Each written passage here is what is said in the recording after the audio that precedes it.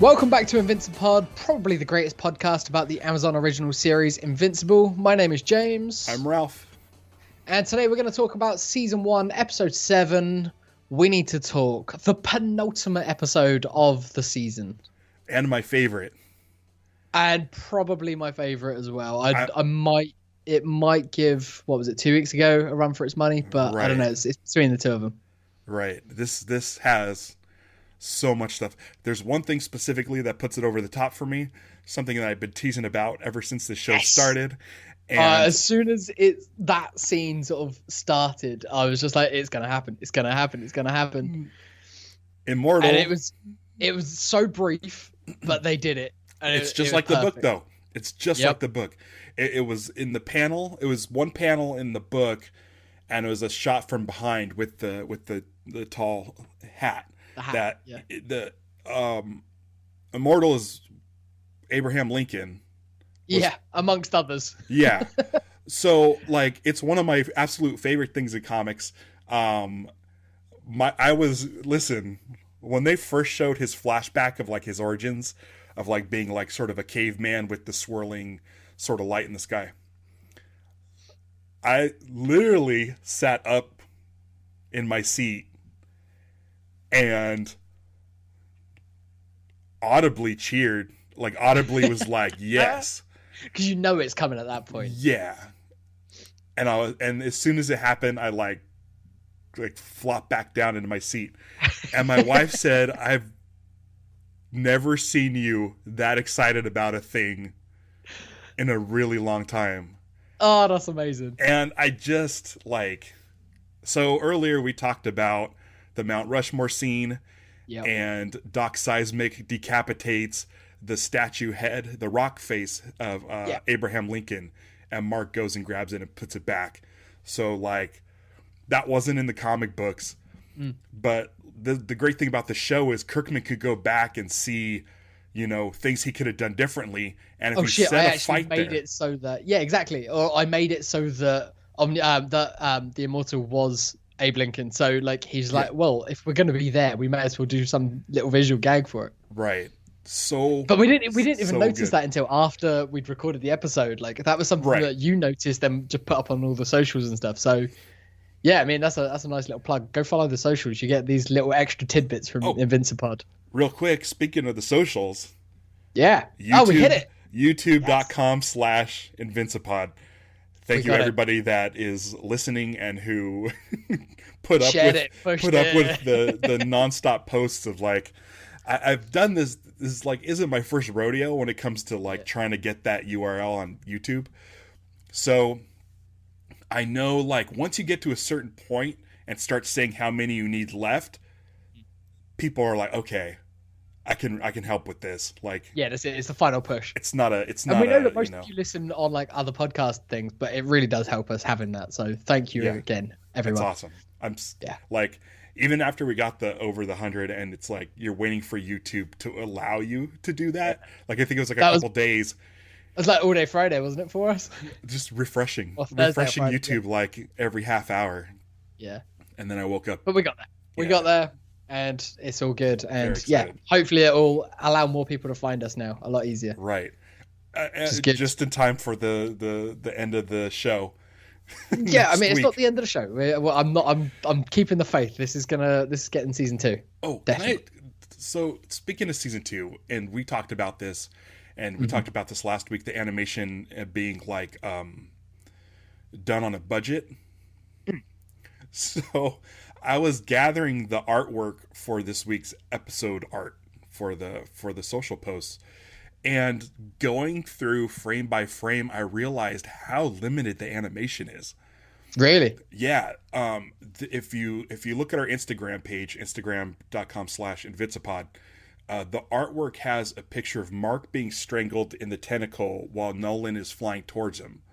Mm-hmm. And I noticed frame by frame that the face of Nolan is almost like a cutout image of his face. Like, it's a perfectly drawn image that's put over the animated body. And I'm like, oh my gosh, you don't notice it at all in the show because the show is so fast paced. Yeah. But they're doing like all they these can cut corners tricks where they need to, sort of thing. yeah, they're doing all these tricks to fill out the 45 minutes.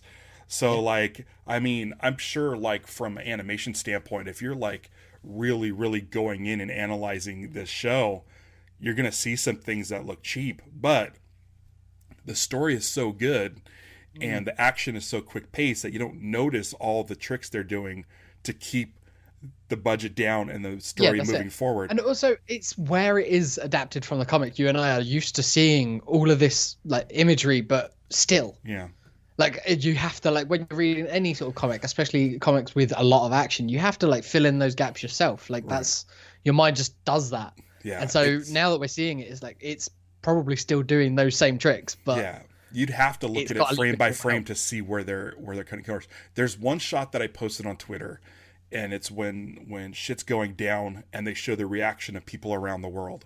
Yes. There's a man at his computer with a dog sleeping in the bed. Yeah, we need to talk about this guy. Who is he?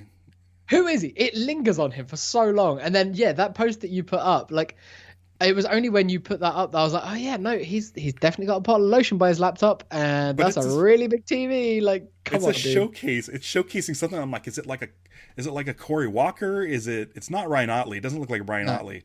I'm like, who is it? Someone on Twitter mentioned that they think it's the astronaut. Oh, maybe. But the one who got like brain zapped, sort of thing. Right. Maybe. With the sequid. But the room seems so specific, and the dog in the foreground looks so specific. I like feel like it's somebody. Yeah, if this was live action, like they built that set specifically, and it's just like, what? Why? But the reason I bring it up is because if you look at that picture, there's like an error in it. If you look at the legs of the desk, the legs of the desks are drawn along the wall. The legs of the desk that are up against the wall, they go down, but are in the foreground over a basket of laundry, which should be covering those legs of the desk. And so it has this sort of like, this sort of... Oh, yeah. There's like a, I don't know what you would call that, like an illusion, like an optical illusion.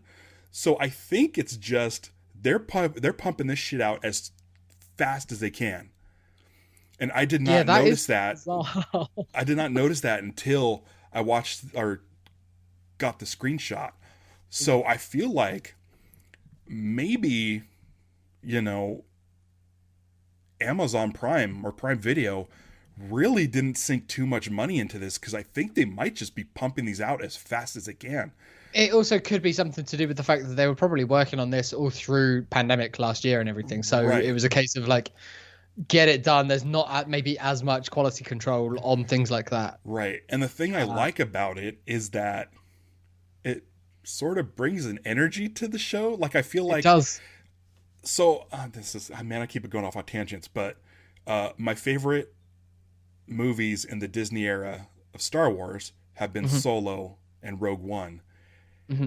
And my favorite movie in the original trilogy is 77 Star Wars. And I feel like those three movies were surrounded by the most chaos. And I feel like when you have that chaos, you end up having like a group of people just rushing to get things done right, instead of taking your time and thinking about it and maybe overthinking about it. So I feel over planning, get too many like yes men and stuff. It's just a case of just get it done, get it done, get it out kind of thing. And so I feel like they need to fill 45 minutes, and they do a ton of editing, but before time, and just put in like the best of the best what needs to be done for the story. And I feel like this show, just based on like the couple of sort of weird quirks I saw this episode by looking frame by frame, that they're just like going crazy. Like it's a tornado of ideas and stuff, and it's not refined, and I like that. It's just like let's put on a show and we're just going to put it out there. Like, we're not going to overthink it. It's just, it feels like this show just has so much energy, and I feel like the majority of the money, obviously, I think, went to the voice cast. Understandably, it's a ridiculous voice cast. Or the voice cast is just whatever Kirkman pitched to them.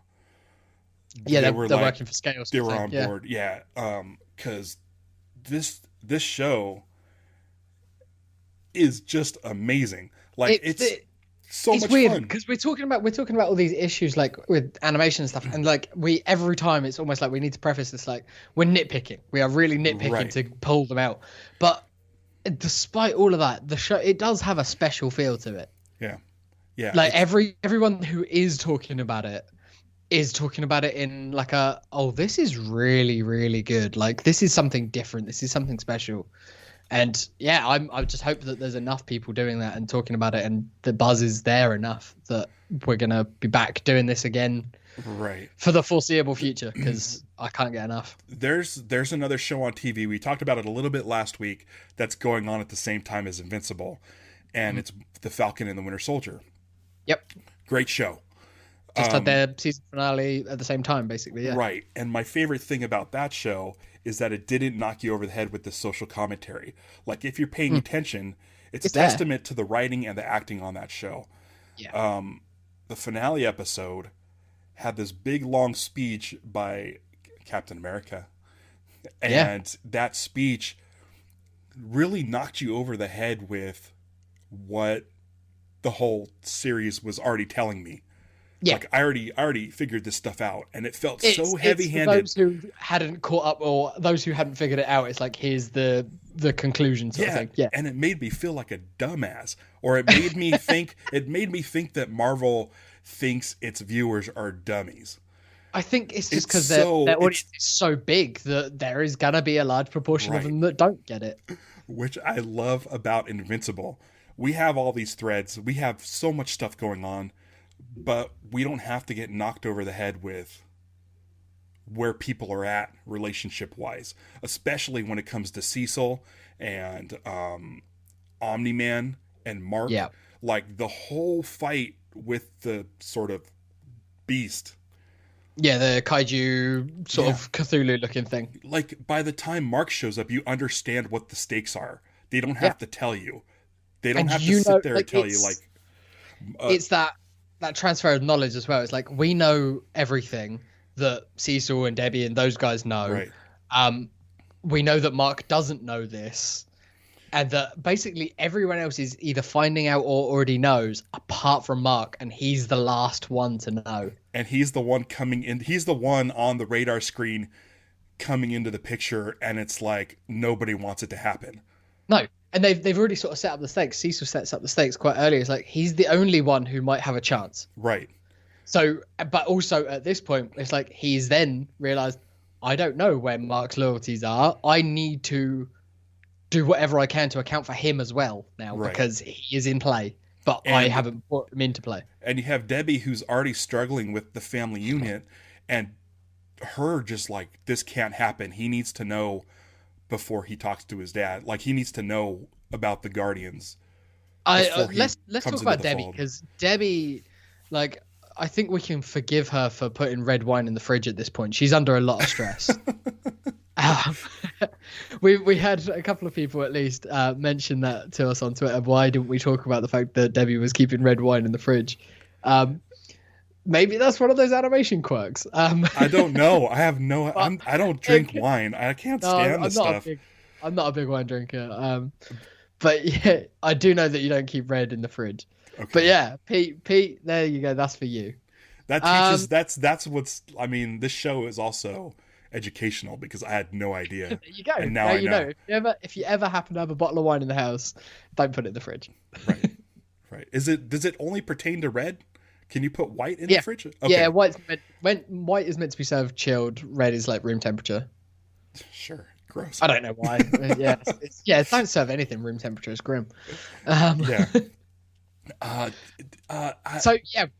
episode opens with Debbie coming out. Well, she gets up and Nolan is just stood there staring out the window.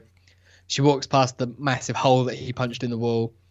Right. And like at that point, we don't know what happens. It cuts away before their conversation. Right. This, I mean, like the great thing about the show and what they did with Debbie is they made her more powerful than Omni-Man. She's like the only one able to actually stop him.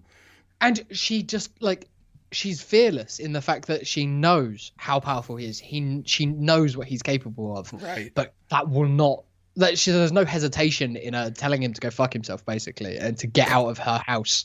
Yeah. And it's like, whoa, that's I mean, as you were saying last week, it's anxiety inducing.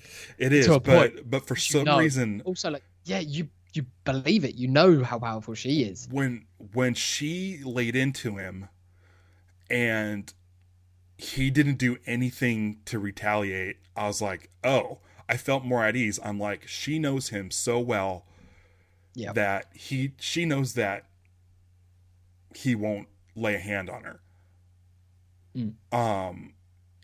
It's she's the strongest character on the show. I think she really is.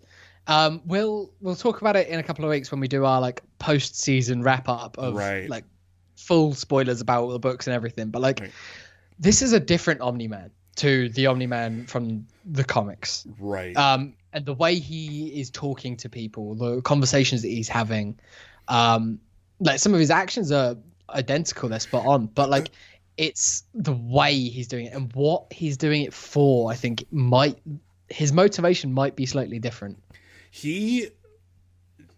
J.K. Simmons,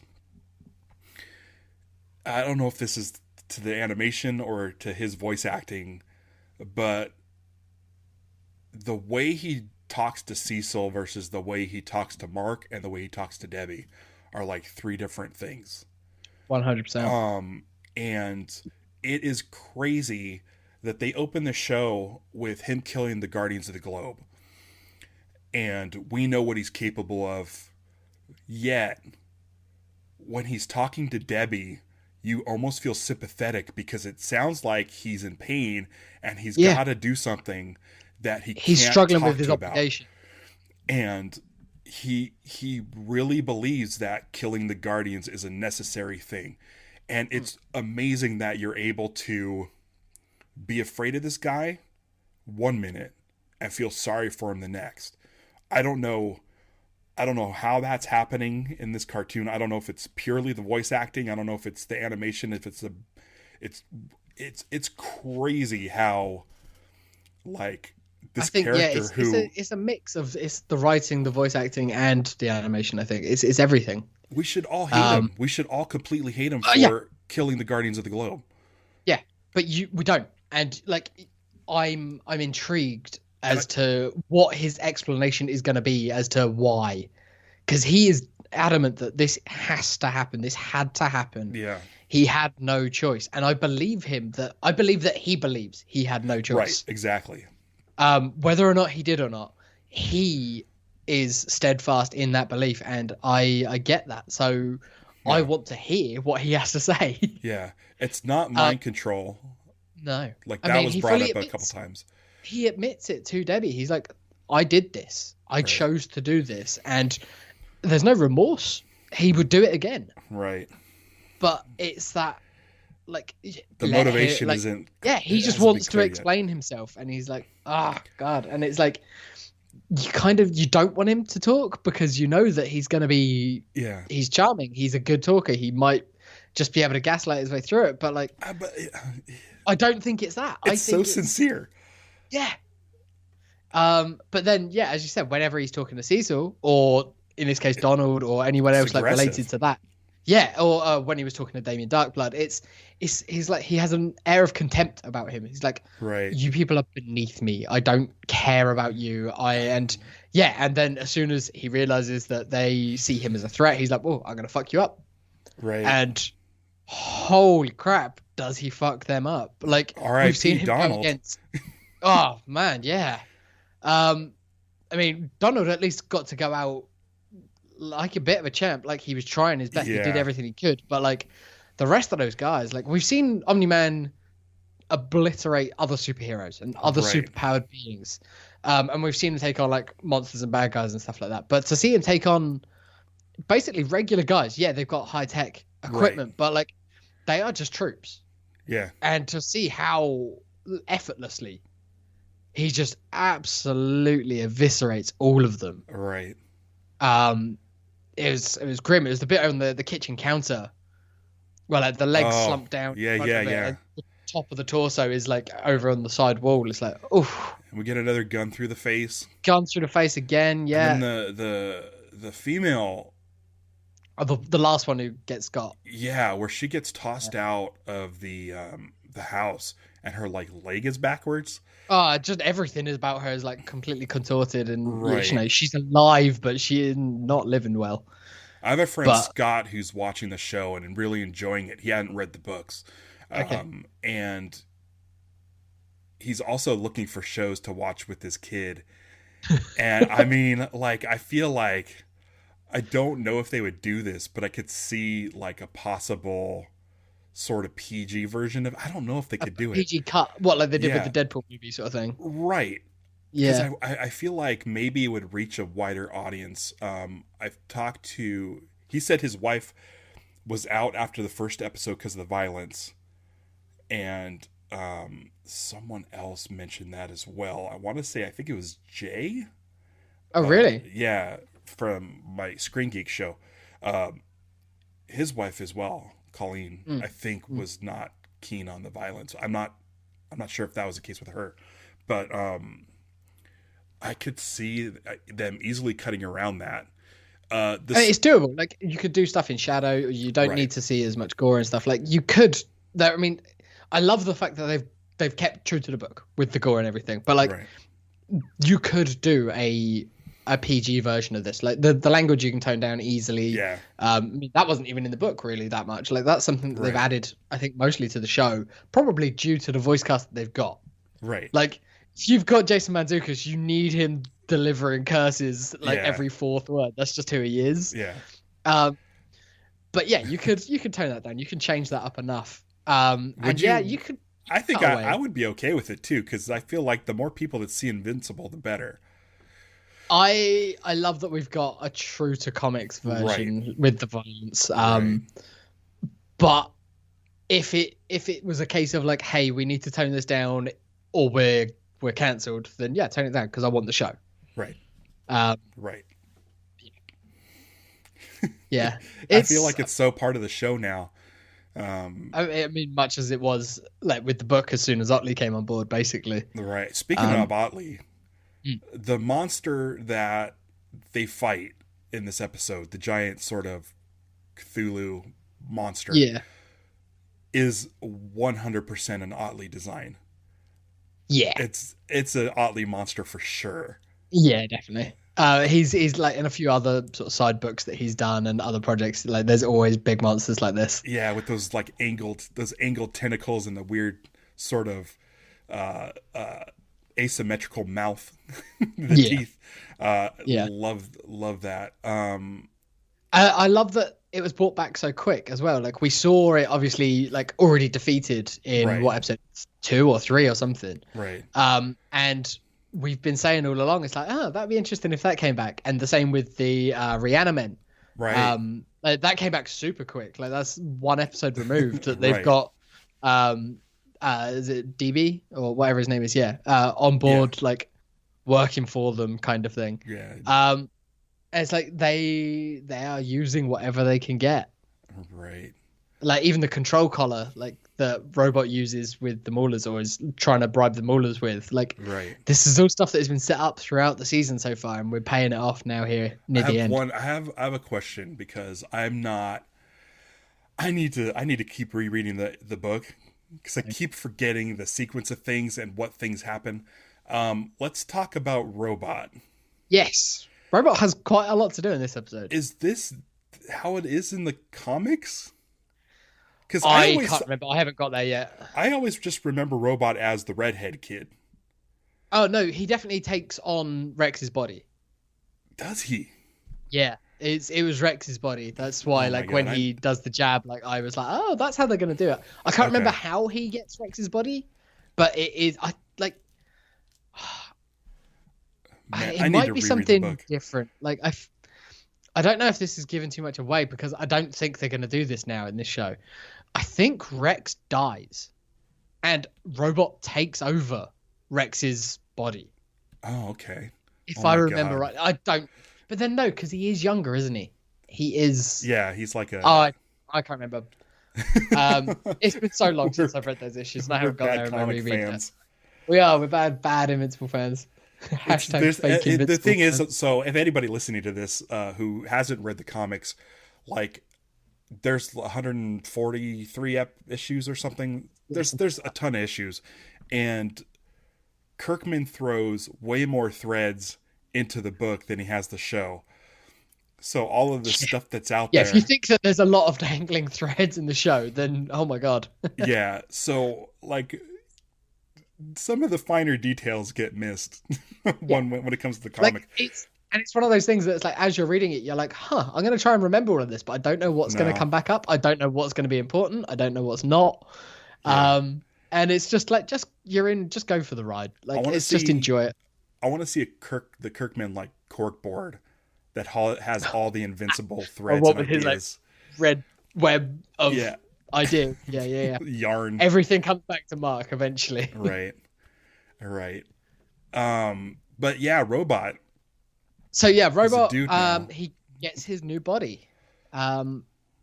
We see the little deformed fetus version of him get taken out of his capsule thing that he's been walking around on. It reminded me of Krang from Teenage Mutant Ninja Turtles a little bit. Right.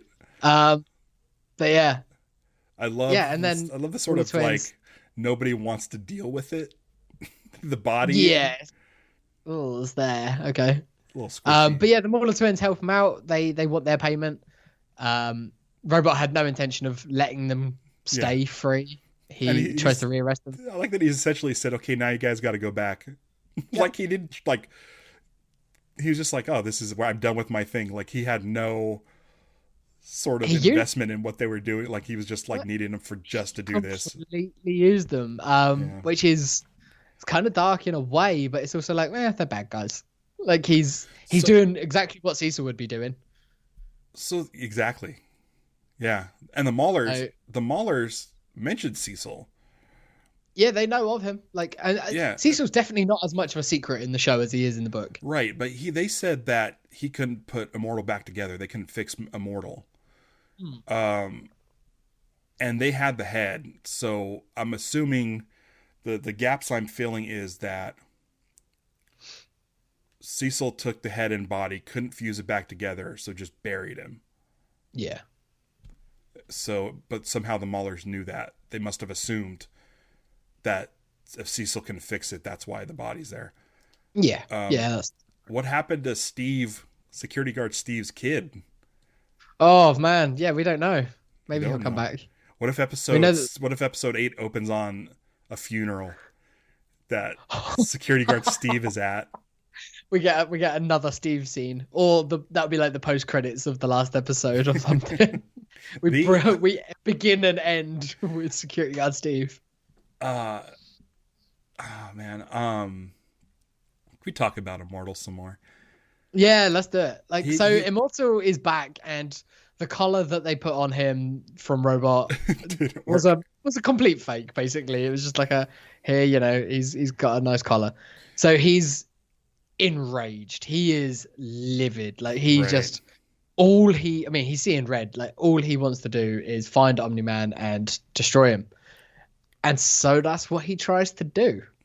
And he gets a fist through the stomach again. Yeah, and then chopped in half completely. Not at the head this time, just right down the middle. You mentioned a couple weeks ago, we were talking about Immortal, and you were saying how he was more of a Jack Kirby design. Yeah. And I really noticed it this time around, because I never really thought of him that way. Oh, okay. But yeah, this time around, he really reminded me of Jack Kirby. He kind of looked like, in Green Lantern, the animated series, of course I'm bringing that up, reminded me of the design of the Anti-Monitor. Like the blue yellows with the white sort of circles. Which, am I right in thinking that was a Kirby creation? I kind of assume so. Yeah, I'm not super steep into New Gods. Yes. Yeah. I mean, I always just thought that from the issue of the comic where we meet all the Guardians and we get their sort of flashbacks, single scenes, like that's drawn in a very sort of Kirby-esque way. I think it was Eric Larson that did those pages. What's funny is I don't believe, I mean, even for a second, that we're done with Immortal. Well, he's immortal. Yeah, he got cut in half, but I mean, we saw worse. Yeah, I mean, he got shot at the theater that time, But so you know he's fine. What's great about it's in the show is this is how Mark finds out that Omni-Man may not be on the up and up. And he's the last one to find out. Right. Even Will found out. Yeah, William. I mean, he might not know the finer details, but yeah, William knows that he's not a good dude. Right. That scene was intense. Yeah. That was that scene from Spider-Man Far From Home that we were talking about with Vulture and Peter Parker in the car. Like, it was that version of it. And it's almost like Kirkman again trying to one-up Marvel Universe by saying... And also, like, Spider-Man specifically, we know he has an affinity for, like, and he's always wanted to. Which is funny because now Otley's drawing, or has been drawing, Amazing Spider-Man. But yeah, no, it's great. And yeah, I like the fact that that's different because if I'm not wrong, like when Mark finds out about Omni-Man in the books, like he's like the first and one of the only people to know about it. Right. And it's kind of just a big secret, like what happens to and with Omni-Man. Whereas in this, it's like, this is all very public. This is going to be hidden away. Right. And what's great is we get the news helicopters. So the whole world is seeing him take out Immortal, which is kind of parallels Falcon and Winter Soldier. They're sort of following him and going, they're going, oh, okay, cool, right. He's fighting off this monster that he defeated a little while ago. Yay, Omni-Man, cool, great. Oh, look, Invincible's here to help. Great. And then the Immortal comes back, and it's like, hang on, wait a sec, what? We all thought, they all thought he was dead. Yeah. And B, Omni-Man splits him in half. Yeah, and at that point, it's like, I mean, it's broadcast to the world, so I don't know how you're going to get away with that one, Omni-Man. And the word is out. The word is out that Omni-Man... Everyone knows. Everyone knows. What else have we got? What else happened? There was so much. So Amber already knew that Mark was invincible. I'm starting to dislike Amber. Oh, really? She's a little too aggressive. I don't know. I'd like to think that she'd be more forgiving. Right. And I feel like I understand keeping stuff from somebody else, from a loved one is a big deal, but I mean, obviously everybody knows that superheroes have secret identities to protect their loved ones. Yes. And Mark obviously feels so in love with Amber that he doesn't want to ruin her life by exposing the secret. Yeah. I just kind of am mad that she can't see that or doesn't want to see that. Yeah, it feels like it's pretty obvious that he's not doing it to be withholding. He's not doing it to like hide anything. He's not being a dick. Like, it's all done with good intentions. And yeah, all right, I get the feeling of being hurt, the betrayal of trust and stuff like that. I get that. I understand where she's coming from, but it's also like, if there's ever a good reason to withhold some information, that right there is it. Right. Also, you sort of tend to forget. She does give a look, like after she sort of kicks him out, she's just like, oh man, maybe I'm being a bit harsh. So yeah, I don't know. I feel like under normal circumstances, this would be like a day or two, maybe a week, where she can be pissed and then they can work it out. I feel like the Martian rock will kind of help her sort of understand the scope of it. Isn't it? Yeah. Well, yeah, and the fact that he picked it up when he was mentioning being on Mars, maybe like she might have figured out that he's a superhero, but holy shit, he went to Mars and he brought me back this rock. That's incredible kind of thing. And it's like, even he could be millions of miles away and still be thinking about her. So hopefully that kind of kicks in. I mean, listen, I'm a big Adam Eve fan. Yeah. I've read the comics. I know where these relationships go. And I feel like it's really easy for Mark to move on at this point. Yeah. And I think anyone who's watching the show, like, even from that first sort of episode, we know we want Mark and Eve to be happy, but it's also like, it's teen drama sort of thing. Like, there's got to be some teen drama in the middle. But like, Eve, on the other hand, on the complete flip side to Amber, she seems to have her shit together at the moment. She's doing fine. Like, she's in her Wookiee treehouse that looks amazing. Yeah. I want to live there. She's knackered because she's out saving the world all the time. Yeah. But, you know, she's getting up. She can sort of essentially, like, instead of having a shower, she could just, like, use her powers to sort herself out for the day, and then she's ready to go. And then I like the fact that she just, you know, she just gets up and starts flying while checking the news and going, right, where am I going to be most useful today? And yeah, Mark's there, and it's like, oh, okay, it's you. I'm helping you today. Yeah, she's essentially freelance now. Yeah, and the fact that she's not turning her back on everything else. Like, if shit's getting real and they need her, she'll be there. Right. But she can do so much more than just, you know, petty crime. It's funny how she's sort of coming into her own and sort of looking to the future of being a superhero and helping people. Yeah. Whereas the conversation with Mark says he's done with it. He doesn't want to do it.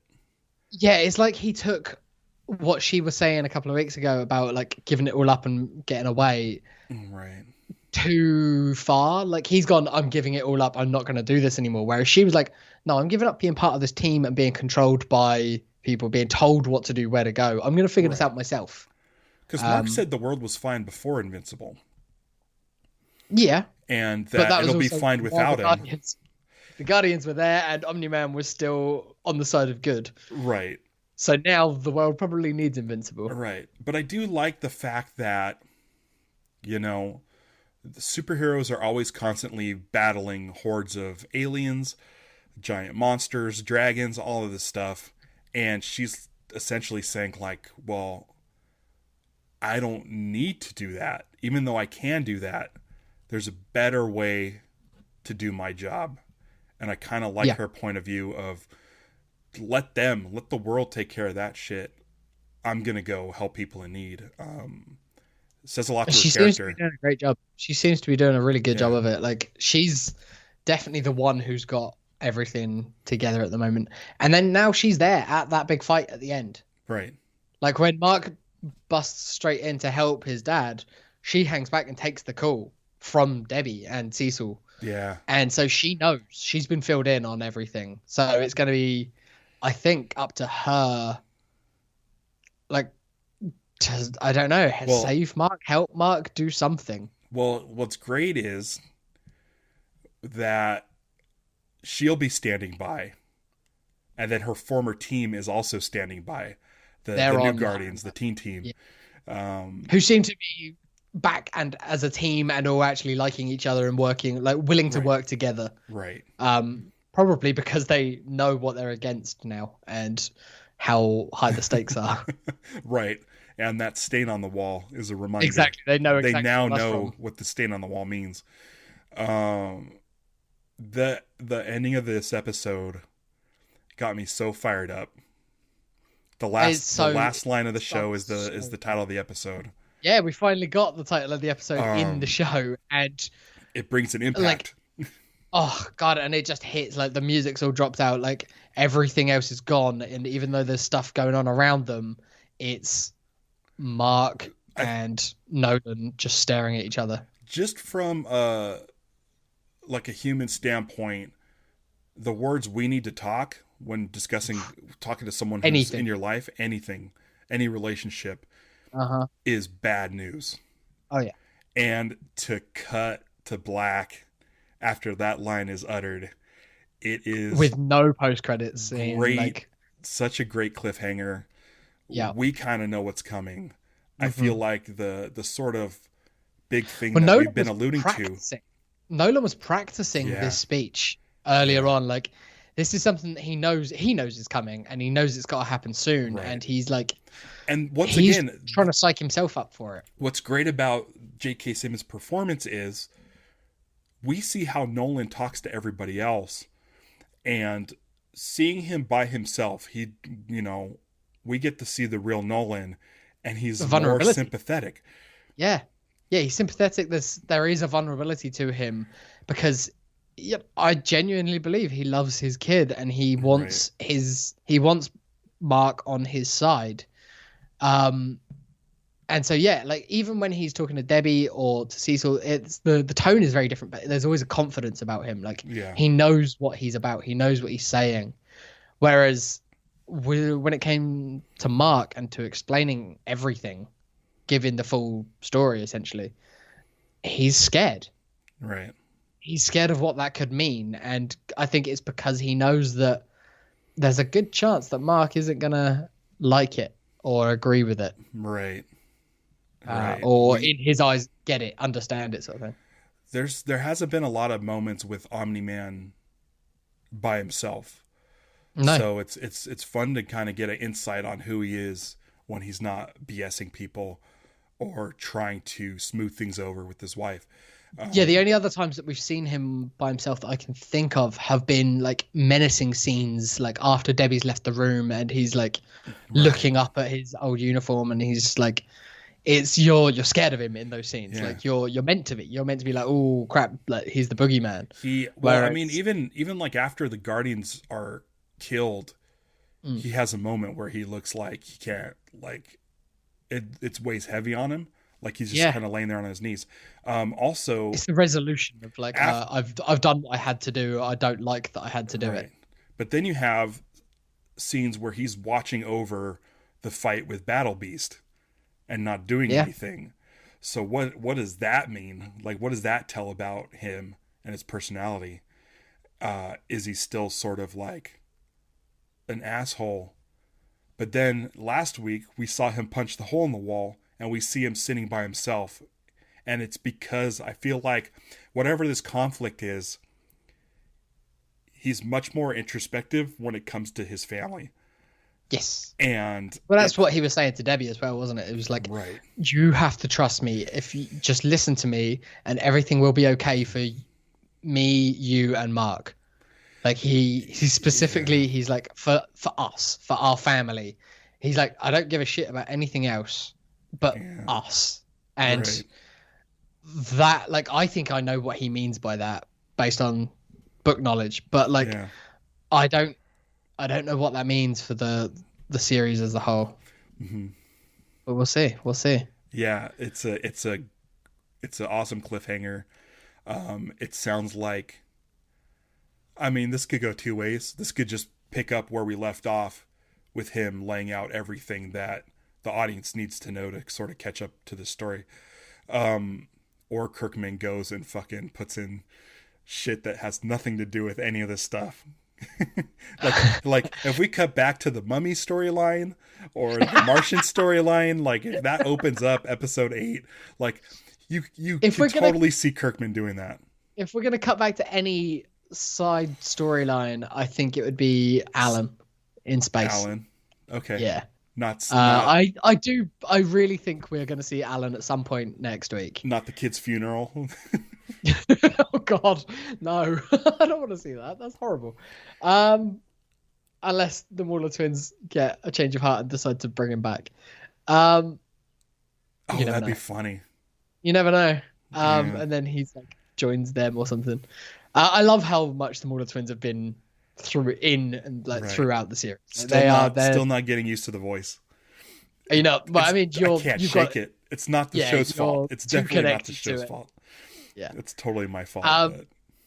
I think we will open with this, and we'll open with the "we need to talk," and we're gonna get the full explanation, probably with a fair few cutaways or like flashbacky type sort of versions of everything from Nolan's point of view, similar to how we saw him explaining it to young Mark, like where he was from and everything. Right. Right. And then it's gonna go down, and then I think we're gonna get father and son throwdown. Yeah, I could see that. But then the Guardians are going to be the episodes. Yeah, the Guardians are going to be there. Everyone's going to be there. Man, half of Immortal. Yeah, just his legs, not the top half. The legs. They're just going to come and kick. Would they start the episode with both halves of the Immortal falling into the Mauler's shed? Oh wow, they've got two Immortals. plop them back together. I don't. It's exciting. It's hard to talk about. Normally with like a penultimate episode of a TV show, it's the perfect time to start throwing out sort of theories and expectations and sort of predictions. But I feel like that's unfair with this show because we know the book.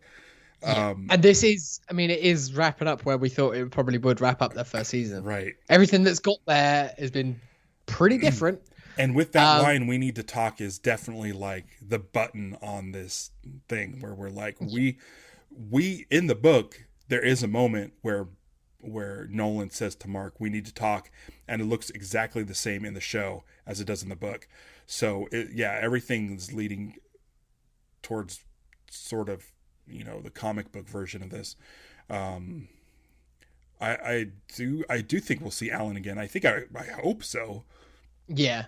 I would love to see Alan. Maybe Battle Beast. I'd like to kind of see what. Possibly that. I want to know more about that. The scene that I laid out for you, I think off air, of what I think a post credits or like a final scene of the season will be. I think it wouldn't surprise me. Maybe we get that at the start, maybe we get that at the end, or some variation of it. But I think we'll see Alan mostly in space. I don't think we'll see Alan on Earth, but I think we'll see him in space, and some other maybe mustached people will be involved. Okay. So here's the thing. After I watch the show, I pop on IMDb because Amazon owns that, and they put the exact cast list. Mm-hmm. This episode, there is a character who we've been discussing. I'm going to just say his name because if you read the books, you know who we're talking about. If you haven't read the books, you have no, concept of who this person is. Away. But there is a credit for Oliver. Yeah, he's been in the announced cast for the entire show, hasn't he? Like, even like when they first announced it, when they first put that cast list up, it was like, yeah, Oliver. And I was like, oh. But is there anything that maybe alludes to it's the same voice actor who plays Steve's son. Okay.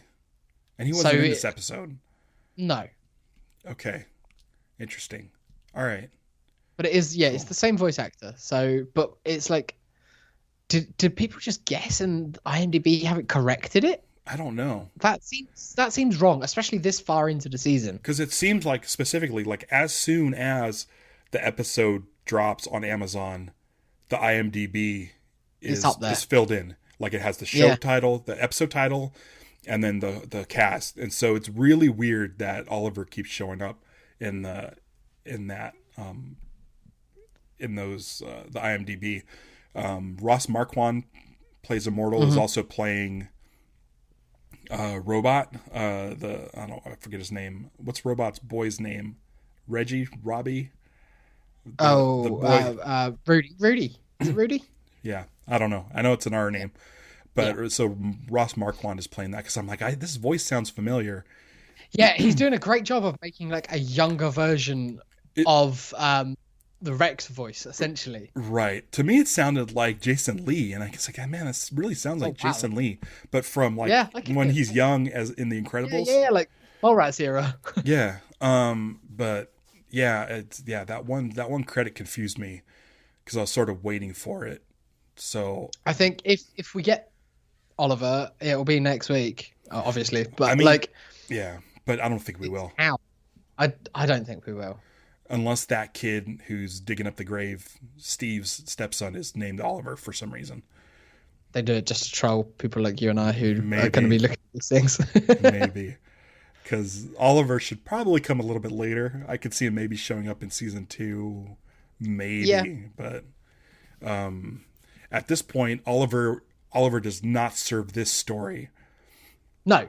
We don't need Oliver in season 1 at all. I mean, I've got faith in them. They haven't gone wrong yet, but like, it would be weird if he turns up. I just realized, do you think Oliver is a reference to Cousin Oliver? Like that sort of late addition to the... Probably. To the show? Oh my God. Probably. I wouldn't put it past Kirkman. I mean, it tracks with the way that he likes to write that series. Yeah. We'll see. Yeah. Dude, like, this is my favorite episode. I absolutely love this episode. Because it's all the storylines coming together. Yeah. And I think next week's going to be a slugfest. I think I really do. At least 45-minute runtime. I'm thinking maybe like at least 25 minutes of that is just going to be a massive fight. And I'm trying to think of threads that we still have open that might come into play that'll surprise us, but I don't know. I would love to see the giant robot. Yeah. Sort of kind of come into the fight. Like basically his version of the Hulkbuster, isn't it? Yeah. So. It's transformed out of a truck. Yeah. Yeah. I don't even want to speculate at this point. Like I'm in. I just want to see it. Right, and we're dealing with 45 minutes, right? They didn't say it was like an exercise finale or anything. No, not that I've seen announced anywhere, but we'll see. I'm fine. I'm watching next weekend as well, so I'm going to watch it at least a couple of times, and then, I mean, we might go long. It might be just a longer episode of Invincipod. Who knows? Right. But we're definitely going to do one afterwards as well. Did you? Okay. I mean, I guess never mind. I'll discuss this off air. Scheduling wise, I want to say that we can probably get this out before Monday. Yeah, probably. So hopefully since next week's going to be such a special episode, maybe we can get it out a little bit sooner than Monday. Yeah. I can do whenever. Cool. All right. Oh man, that's this week's episode. Next week's going to be exciting. I cannot wait. Until then, go to Invincipod.com. That'll give you links to Twitter, Instagram, Facebook, and YouTube. Questions, comments, all of that stuff. Send them to us. Like any thoughts that you've got on the finale, either before you see it or once you've watched it, just send them to us. We would love to see them. Right. And thanks for subscribing on YouTube. It's like a huge weight lifted off our shoulders. I hate not having a custom URL. I really do. Yeah, it sucks. It's horrible. They look so ugly. And you can't direct anyone to them. Especially on a podcast. It's an audio thing. Okay, we've got all the socials and everything where people can hit links and stuff, but it's nice to just be able to say youtube.com/Invincipod. You can say go into the descriptions, but who the fuck is going into this? No one ever goes into the descriptions. No one does that. No. So thank you so much for helping us out and joining us. It was a fun episode, and I look forward to next week. Yeah, we got at least a couple more episodes of this before we're done for the season. All right. But yeah, until next week, keep watching the sky. Bye.